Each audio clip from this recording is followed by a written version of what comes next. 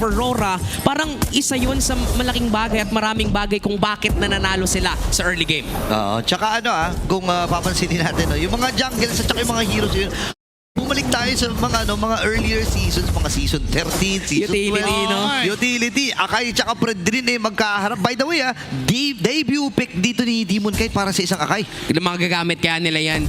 Maganda yung nakikita nating potential sa kanila dito, lalong-lalo na for Carl TZ and for JP na umaamba din sila dito ng isang magandang rotation pero baba yata yung pinag-iinitan nila. Alam ko kasi pwedeng gawin dito ng TLPH is force ng mas maaga yung heavy spin. Kasi if isasabay nila yon sa turtle take, parang i-guarantee mo na sa Akai bigla yung retribution or yung turtle na yon. So yun ang ginagawa at sinusubukan ng TLP. Tagumpay doon sa turtle. Tatama yung SOD. Sa maliit na butas lang na yun, na-shoot niya ba yung retribution pero mamamatay din si Shanford.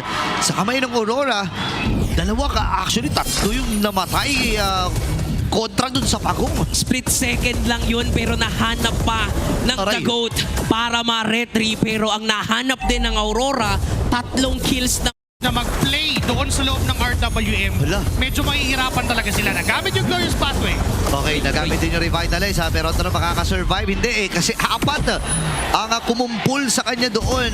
Meanwhile, dito sa itaas, para bang nahihirapan itong si Ohev na kontrolin ang linya dito ni Doming Kite. Ito na naman tayo, napakalupit talaga lumain dito ni Doming. Ito na yung double doming double lane na agad na binibigyan ni JP ng vision dito ang Team Liquid para din maging malaya si Oheb na makasabay para parehas sila na mag-snowball agad early game pa lang. And dyan sa baba na yan. Mga dash na yan, ayan Pero may inantok na nga si Sanford sa tagal lang ang paksa nila doon.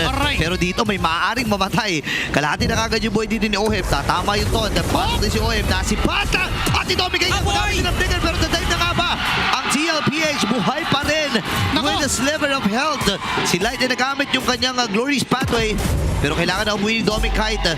Makakakuha ng maagang pag-clear. Ako uuwi. Kukunin ko muna to kung magre-replenish man ako ng buhay para sulit din. Ganda nung ginawa ni Light. Tinakot niya para hindi na mag-extend pa yung TLPH at binigay na kay Doming yung mismong mga minions. Pero for Team Liquid PH, maganda rin yun. Nakakita tayo ng mga surprise setups mula kay JP.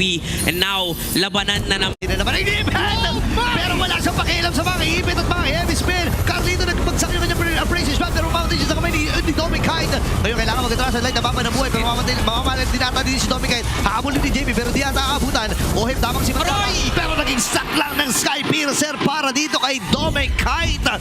Isa lang ang napatay habang dalawa naman para sa TL. Ibang klase ang retribution talaga pag-secure at pag-trade ng kills. Damage output wise, you would see the difference of the Eve and the Zoshin. Ang mas gusto mo talaga sa Zoshin is yung continuous na crowd control.